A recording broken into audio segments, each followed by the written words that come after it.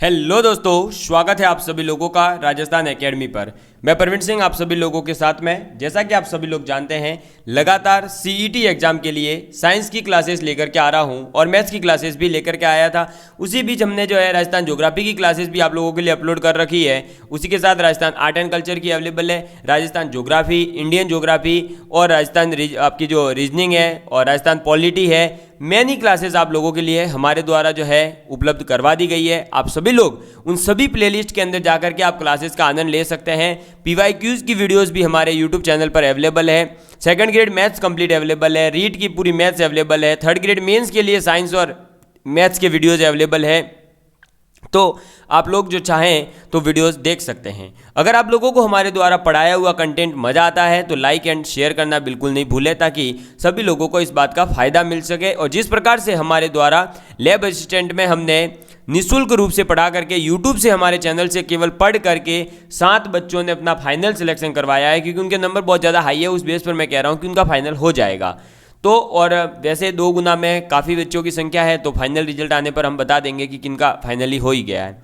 इसी बीच मैं आपको बताना चाहूँगा कि अगर आप लोग हमारे नौकरी प्रोजेक्ट में जुड़ना चाहते हैं तो आज ही स्क्रीन पर आ रहे नंबर पर आप मैसेज करें 7073153937 पर। आपको संपूर्ण जानकारी दे दी जाएगी। उसका वीडियो हमारे यूट्यूब चैनल पर भी अवेलेबल है, आप देख सकते हैं। अब हम बात कर रहे थे हमारे केमिस्ट्री के 3 जो पोर्शन दे रखे थे, उसमें थर्ड पोर्शन के अंदर जो कार्बन और कार्बन के यौगिक है उसके ऊपर, उसमें कंप्लीट अपन बहुलक तक की बातें कर चुके हैं।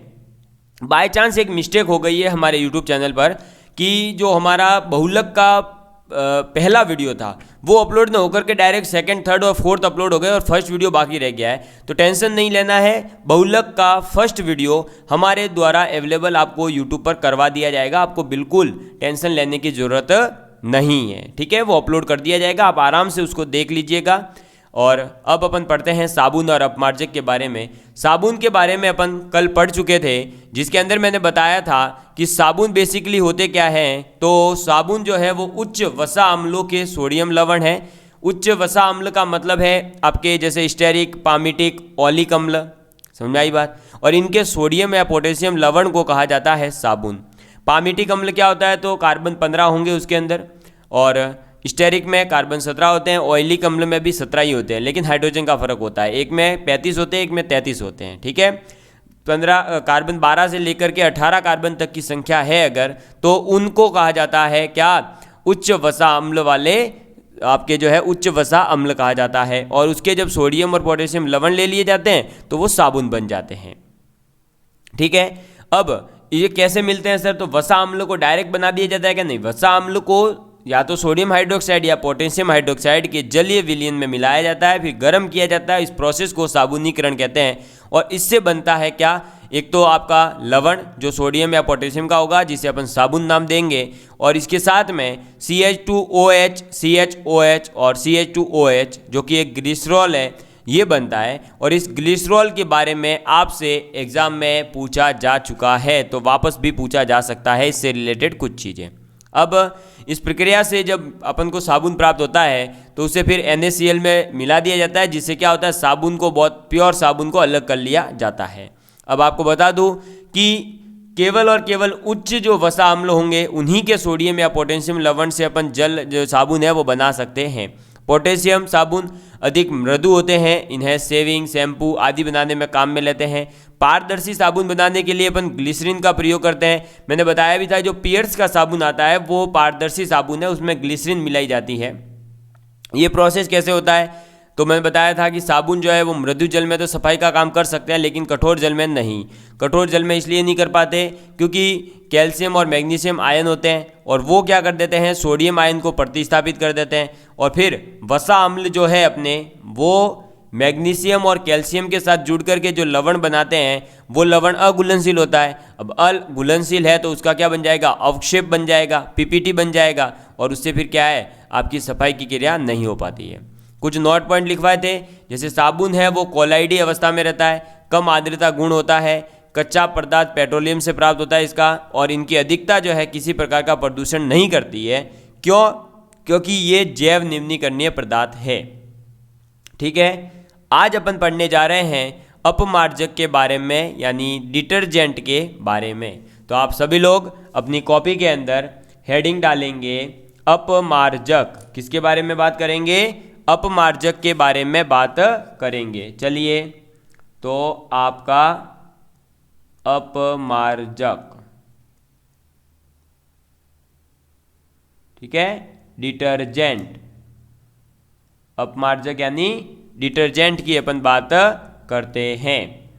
तो अपमार्जक के अंदर आप सबसे पहले लिखेंगे कि ये जो अपमार्जक है वो साबुन के जैसे ही होते हैं। यहाँ पर कोई विशेष अलग से कि नहीं, साबुन जैसे ही होंगे, लेकिन इसमें कुछ चीज़ें अपन अलग करेंगे जो अपन अभी आगे देखेंगे, जिससे क्या होगा कि ये आपके कठोर और मृदु दोनों ही जलों के अंदर अच्छे से काम करेंगे। और आप जानते भी हैं कि डिटर्जेंट जो होता है वो आपके किसी भी प्रकार के पानी में डालिए वो झाग जो है बहुत अच्छे देता है और उससे कपड़ा भी साफ जल्दी होता है ना।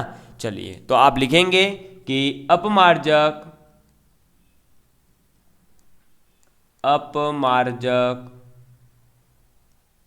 साबुन के जैसे ही,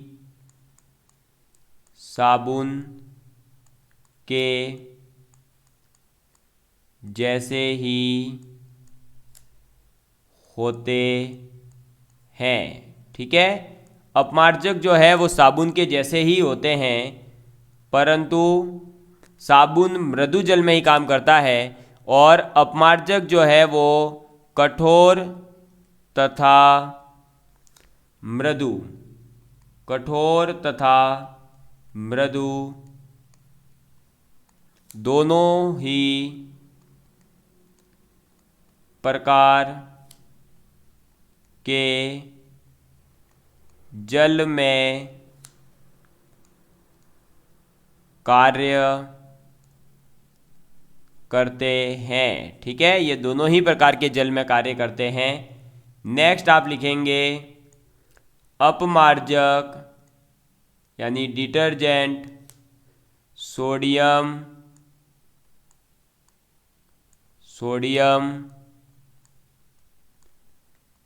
alkyl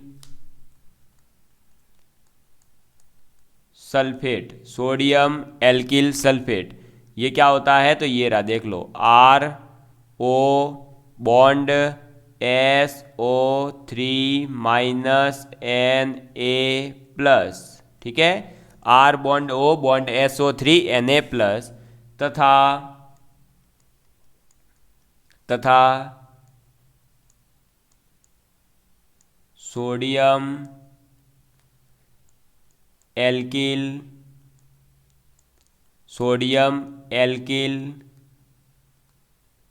benzene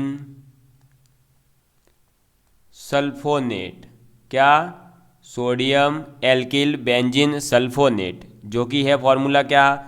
RC6H5 bond SO3 minus Na+। ठीक है, RC6H5SO3 माइनस Na+ होते हैं। ठीक है, तो अपमार्जक जो है वो सोडियम एल्किल सल्फेट ROSO3Na तथा सोडियम एल्किल बेंजीन सल्फोनेट होते हैं। इन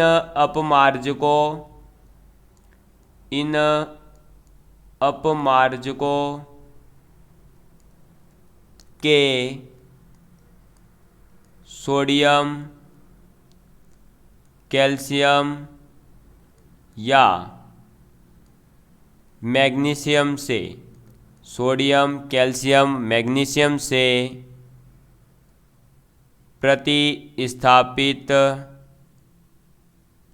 प्रतिस्थापित होकर कैल्शियम या मैग्नीशियम सल्फोनेट, कैल्शियम या मैग्नीशियम सल्फोनेट बनाते हैं। ठीक है, तो इन अपमार्जकों के कैल्शियम, सोडियम, मैग्नीशियम से प्रतिस्थापित होकर के कैल्शियम या मैग्नीशियम सल्फोनेट बनाते हैं। अब जो ये अपने पास में सल्फोनेट बने, क्या होता है, अब जो अपने पास में ये सल्फोनेट बने हैं कैल्शियम या मैग्नीशियम के, इन सल्फोनेट के, ये लिखिएगा आप, ये सल्फोनेट क्या होते हैं, तो ये सल्फोनेट्स जल में घुलनशील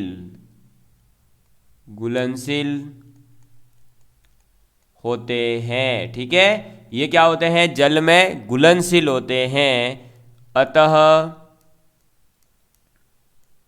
साबुन की तरह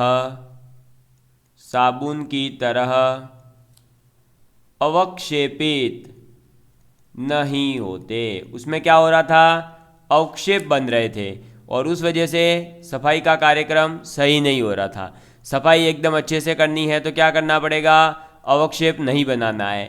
अवक्षेप कब नहीं बनेगा, जब आपके सोडियम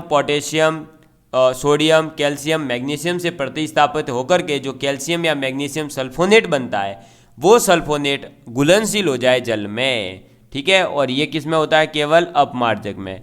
तो इस प्रकार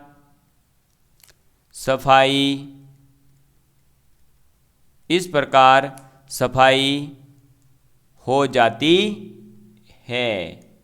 क्लियर हो गया, इस प्रकार से क्या हो जाती है, सफाई हो जाती है।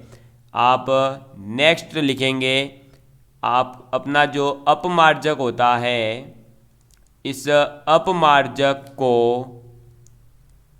साबुन रहित साबुन कहते हैं। ठीक है, अपमार्जक को क्या कहते हैं, तो साबुन रहित, यानी साबुन रहित, साबुन नहीं है फिर भी साबुन रहित साबुन कहते हैं। समझ में आ गई बात, क्लियर है। चलिए आपको बता दूं, वैसे ये कोई पूछा नहीं जाएगा, लेकिन ये जो अपमार्जक है ये कोई है ना आज या कल नहीं प्रोड्यूस हुए थे।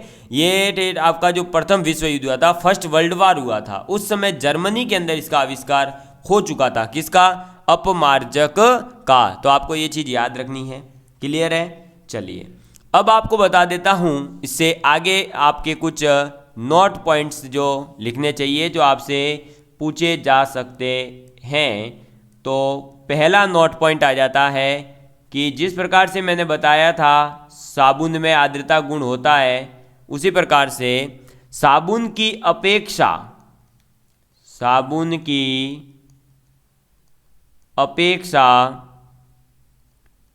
इसमें किसमें, ये अपमार्जक या डिटर्जेंट में अधिक आर्द्रता गुण पाया जाता है। ठीक है, इसमें अधिक आपके आर्द्रता गुण पाया जाता है। साबुन के कंपैरिजन में किस में ज़्यादा अधिक आर्द्रता गुण है, अपमार्जक में। तो अगर क्वेश्चन पूछ लिया जाए कि किस में आर्द्रता गुण अधिक है, साबुन या अपमार्जक, तो अपमार्जक के अंदर अधिक होता है साबुन के कंपैरिजन में। नेक्स्ट लिखेंगे, इसकी अधिकता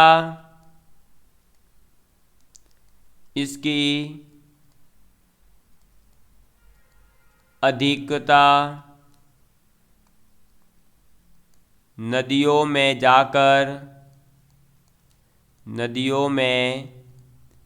जाकर प्रदूषण करती है। ठीक है, अगर आपने डिटर्जेंट यानी अपमार्जक को बहुत अधिक मात्रा में यूज करा तो इसकी जब बहुत अधिक मात्रा हो जाएगी तो वो क्या होगा, नदियों में जाएगी। नदियों में जाकर के क्या करेगी, उससे प्रदूषण होता है। क्योंकि ये जो है आपके साबुन की तरह जैव निम्नीकरणीय नहीं है, क्योंकि ये जैव निम्नीकरणीय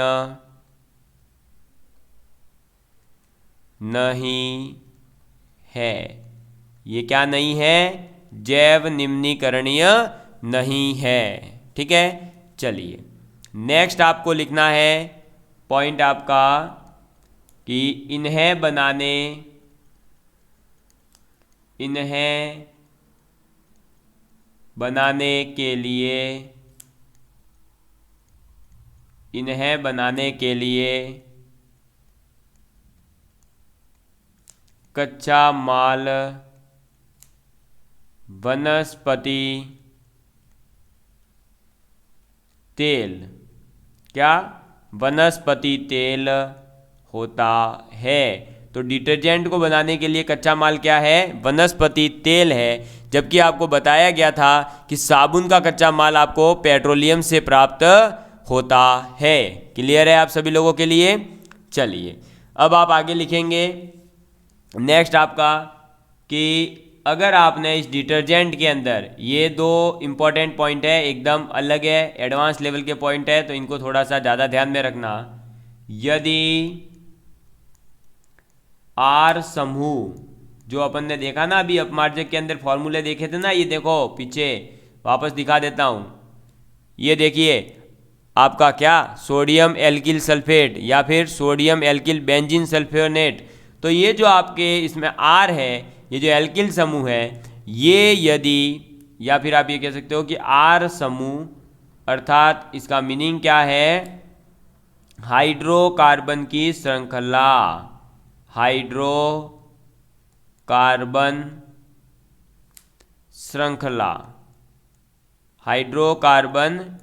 श्रृंखला कम शाखित यानी कम शाखा वाली, कम शाखित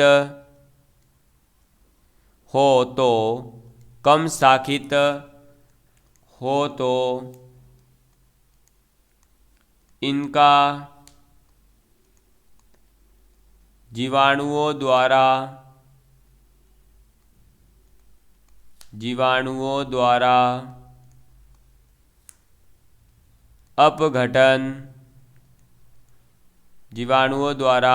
अपघटन या निम्नीकरण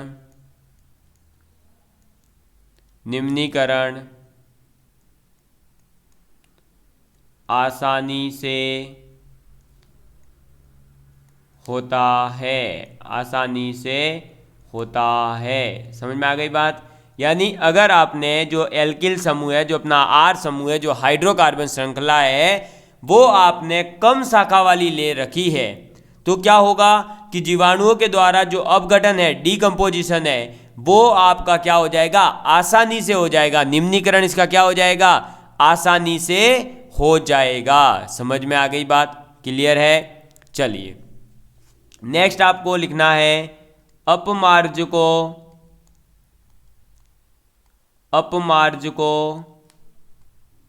की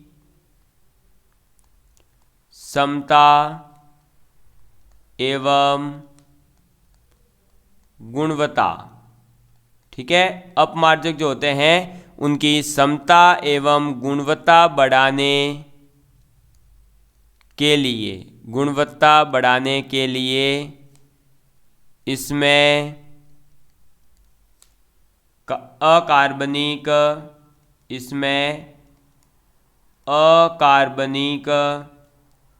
फॉस्फेट, क्या अकार्बनिक फॉस्फेट, सोडियम पर ऑक्सी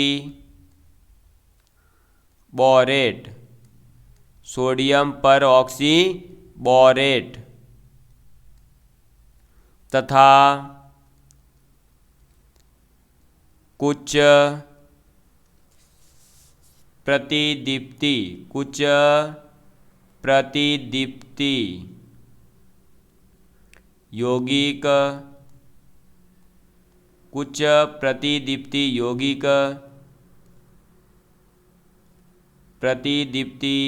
यौगिक मिलाए जाते हैं। ठीक है, तो अपमार्जक की क्षमता बढ़ाने के लिए उसकी गुणवत्ता यानी क्वालिटी एंड कैपेसिटी को इंक्रीज करने के लिए उसमें अकार्बनिक, जैसे कि आपका फॉस्फेट, सोडियम पर ऑक्सीडेंट, इसी प्रकार के कुछ प्रदीप्ति यौगिक जो होते हैं उनको मिलाया जाता है। उससे क्या होता है, तो अपमार्जक की, डिटर्जेंट की कैपेसिटी एंड क्वालिटी दोनों इंक्रीज होती है। समझ में आ गई बात। तो क्षमता और गुणवत्ता बढ़ाने के लिए अपन क्या करेंगे, उसमें अकार्बनिक आपका फॉस्फेट, सोडियम पर ऑक्सीबोरेट ये मिलाया जाता है। ठीक है, चलिए अब आप लिखेंगे आगे नेक्स्ट अपना टॉपिक अपमार्जकों के प्रकार, यानी टाइप्स ऑफ डिटर्जेंट्स के बारे में अपन बात करने वाले हैं। डिटर्जेंट कितने प्रकार के होते हैं उनकी बात करेंगे। तो डिटर्जेंट आपके अलग अलग प्रकार के होते हैं, टोटल इसके 4 प्रकार हैं। तो आप लिखेंगे heading अपमार्जकों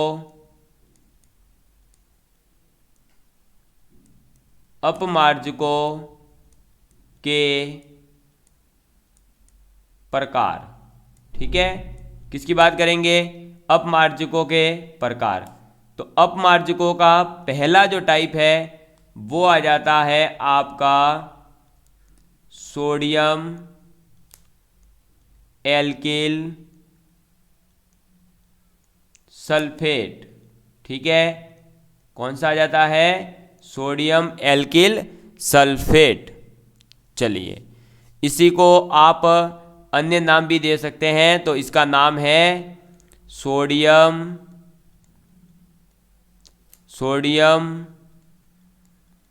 lauryl sulphate, sodium lauryl sulphate. दूसरा आपके आ जाता है चतुष्क अमोनियम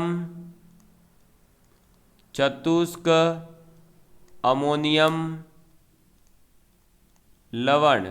तो चतुष्क अमोनियम लवण क्या है, तो ये है आपका ट्राईमेथिल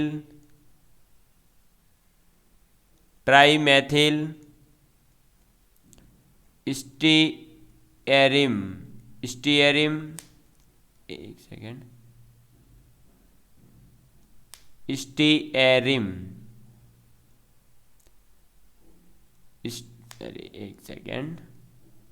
ट्राईमेथिल स्टीयरिम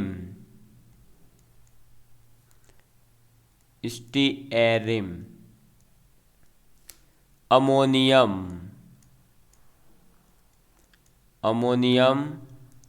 ब्रोमाइड। ठीक है, क्या नाम है इसका, तो ट्राईमेथिल स्टीयरिम अमोनियम ब्रोमाइड। तीसरा आपके आ जाता है अंशतः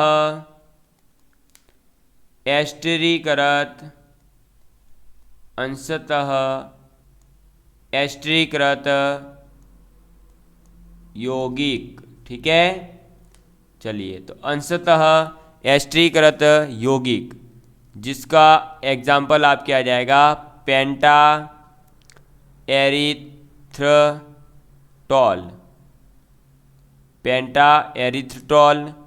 मोनो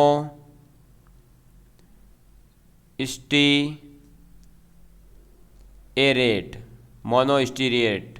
ठीक है, चलिए नंबर 4 पर आपके आ जाता है प्रतिस्थापित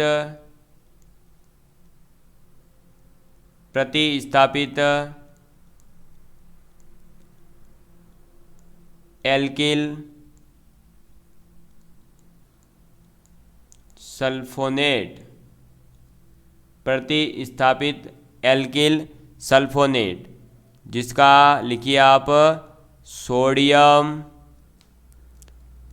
पेराडोडेसिल, sodium p dodecyl benzene sulphonate. ठीक है, sodium p dodecyl benzene sulphonate. तो आपके सामने मैंने अपमार्जक के प्रकार बता दिए, टोटल 4 प्रकार है। सोडियम एल्किल सल्फेट, चतुष्क अमोनियम लवण, अंशतः एस्टरीकृत यौगिक, प्रतिस्थापित एल्किल सल्फोनेट, और इनके उदाहरण भी मैंने आपके सामने रख दिए हैं, आप यहाँ लिख लीजिए। ये सब इनके क्या है, उदाहरण है। ठीक है, तो सोडियम एल्किल सल्फेट का उदाहरण क्या है, तो सोडियम लॉरिल सल्फेट। चतुष्क अमोनियम लवण का तो ट्राईमेथिल स्टीयरियम अमोनियम ब्रोमाइड। अंशतः एस्ट्रीकृत यौगिक का एग्जाम्पल पेंटा एरिथ्रॉल मोनोस्टीरिएट। और प्रतिस्थापित एल्किल सल्फोनेट का तो sodium p dodecyl benzene sulfonate. ये इनके उदाहरण भी हो गए और अपमार्जक के प्रकार भी हो गए। ठीक है, तो एक बार अपन वापस देखते हैं कि अपमार्जक में क्या क्या पड़ा है। तो अपमार्जक साबुन के जैसे ही हैं, लेकिन ये कठोर और मृदु दोनों ही प्रकार के जल में कार्य करते हैं। अपमार्जक जो है वो सोडियम एल्किल सल्फेट और सोडियम एल्किल बेंजीन सल्फोनेट होते हैं।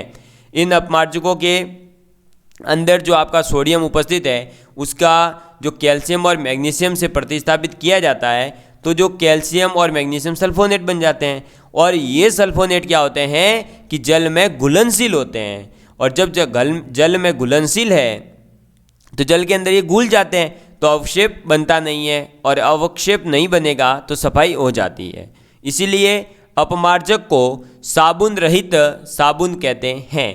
साबुन की अपेक्षा ये अधिक आर्द्रता गुण रखते हैं, और इनकी जब अधिकता हो जाती है तो नदियों में जाकर के ये प्रदूषण करते हैं, क्योंकि ये जैव निम्नीकरणीय नहीं है। इन्हें बनाने के लिए जो कच्चा माल है वो हमें वनस्पति तेल से प्राप्त होता है। ठीक है, यदि आर समूह यानी जो हाइड्रोकार्बन श्रृंखला है वो कम शाखित हो तो फिर इनका जीवाणुओं द्वारा अपघटन या निम्नीकरण आसानी से होता है। ठीक है, अपमार्जकों की क्षमता एवं गुणवत्ता बढ़ाने के लिए इसमें अकार्बनिक फॉस्फेट, सोडियम परऑक्सीबोरेट, कुछ प्रदीप्ति यौगिक मिलाए जाते हैं। फिर हमने बात करी अपमार्जकों के प्रकार की और उनके उदाहरण की। तो सोडियम एल्किल सल्फेट तो सोडियम लॉरिल सल्फेट हो जाएगा। चतुष्क अमोनियम लवण तो ट्राईमेथिल स्टीयरियम अमोनियम ब्रोमाइड। अंशतः एस्ट्रीकृत यौगिक तो पेंटा एरिथ्रॉल मोनोस्टीरिएट। प्रतिस्थापित एल्किल सल्फोनेट तो sodium p dodecyl benzene sulfonate. ये इसके हो गए क्या एग्जाम्पल, और ये आपका हुआ अपमार्जकों के प्रकार। समझ में आ गई बात आप सभी लोगों के, क्लियर हो चुका होगा मेरे हिसाब से, किसी प्रकार की कोई समस्या नहीं होगी।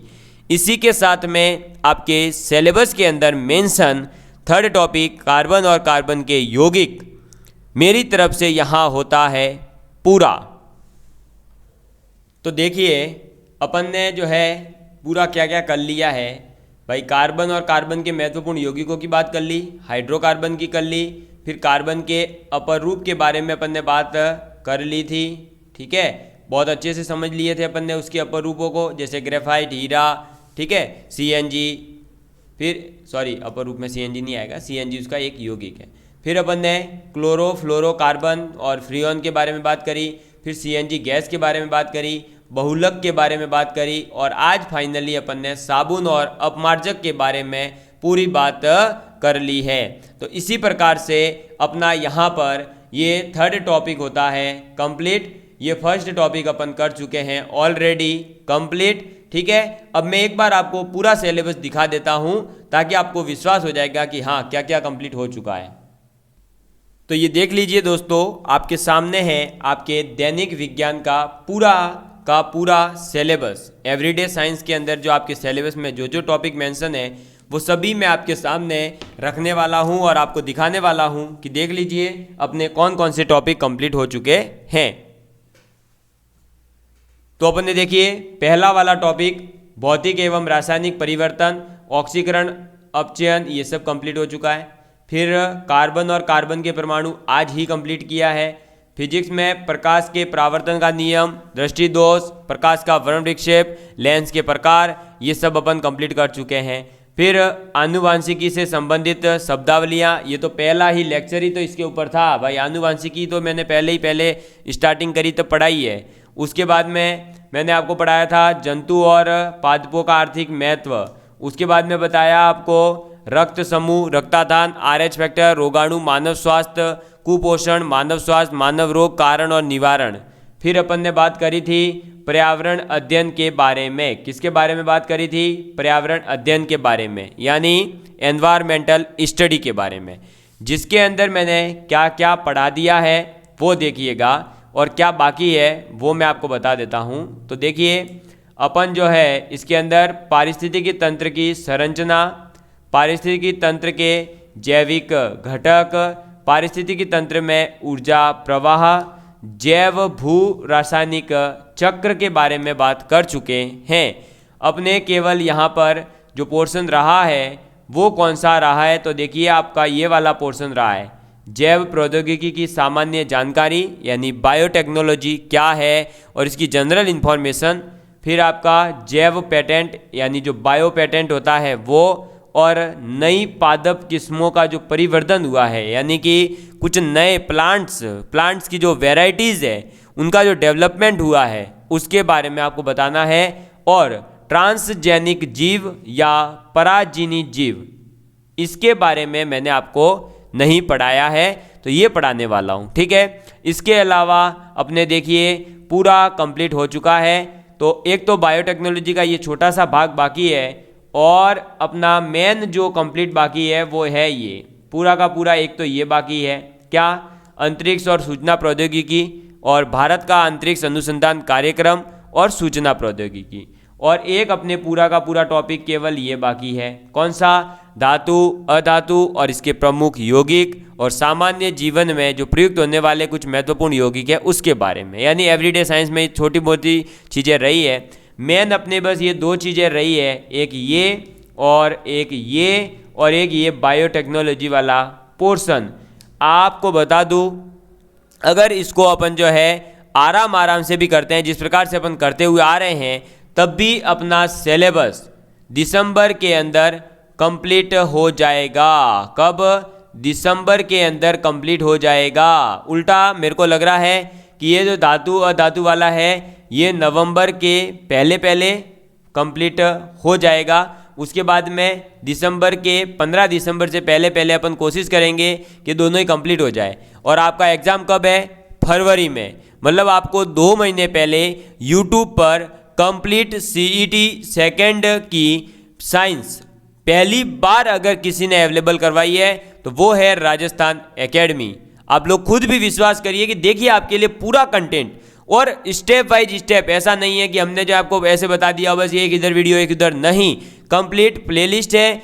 थंबनेल के ऊपर पहली क्लास से लगाकर लगातार नंबर लिखे हुए हैं और सभी क्लासेस में मैंने ये बताते हुए चला हूं कि कौन सा टॉपिक कंप्लीट हो गया, देखिए कौन सा टॉपिक कंप्लीट हो गया, कहां से किस टाइप के क्वेश्चंस पूछे गए हैं, सभी चीज़ें आपके साथ में डिस्क्राइब की गई है। तो आपका फर्ज बनता है कि इस क्लासेस को ज़्यादा से ज़्यादा देखें, वीडियो से नोट्स जरूर बनाएं, क्योंकि केवल वीडियो देखने से सिलेक्शन नहीं होगा, ये हम आपको स्पष्ट कर देते हैं। आपको नोट्स बनाने पड़ेंगे, कॉपी पेन लेकर के बैठिए, क्लास देखिए, कॉन्सेप्ट समझिए और फिर उसके क्वेश्चंस करिए। अब सर क्वेश्चंस की समस्या है, तो क्वेश्चंस की समस्या निश्चित रूप से यार मैं सॉल्व कर दूंगा, क्योंकि देखो अपना ये कोर्स जैसे ही 15 दिसंबर तक होगा तो दिसंबर से लेकर फरवरी एग्जाम तक मैं आपके साथ जुड़ा रहूंगा, उसमें मैं आपको क्वेश्चंस भी करवाने वाला हूं। बिल्कुल आप बिना टेंशन के रहिए, बस आप अपनी तैयारी का ध्यान रखिए और लगातार नोट्स बनाते रहिए और अपने जो है जोश को बरकरार रखिए ताकि आपका सिलेक्शन निश्चित रूप से हो जाए।